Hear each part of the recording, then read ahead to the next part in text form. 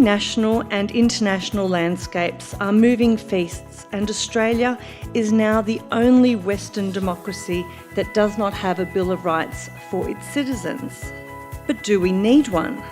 Moreover, if we had one, what would it look like? Democracies are good in looking after majorities. Essentially, that's why we in Australia never got a Bill of Rights. But in Australia, we've got very few weapons if the politicians in the majority do not feel it's a matter that they're interested in or that there are votes. And this is why I believe that we in Australia have reached a time when we should consider seriously adopting a federal Bill of Rights, a federal statute of rights, and we should do so quickly. The momentum to get a Royal Commission speaks to a deep ache of where human rights, the rights of people, have been hideously offended, and an opportunity to call it out. And I think that was a really beautiful way to portray how it is important that the law may make so simple something that is the human right.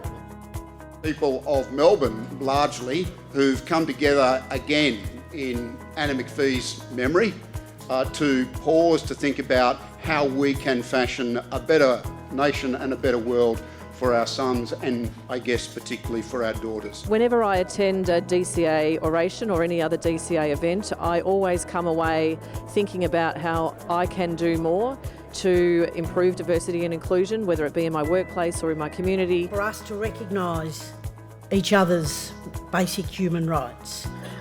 It's not one or the other.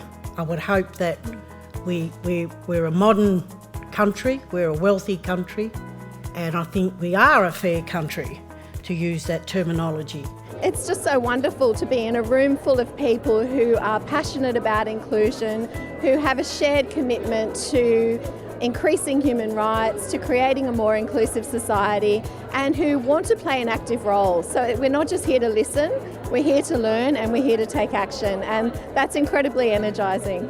Workplaces in some ways are one of the areas in Australia where there's actually the most protection.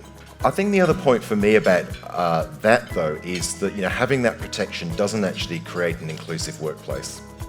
So if you think about it, there are many workplaces out there today where we see significant sexual harassment going on, where we see people with a disability not necessarily having access to work. It's actually about the values that you're going to have within a workplace that is the most important thing, and the leadership that people within that workplace show.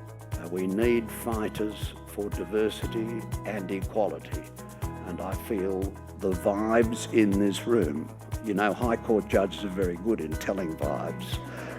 The vibes in this room are strong for equality, justice, and kindness to one another, which is the essence of a fair society living under universal human rights.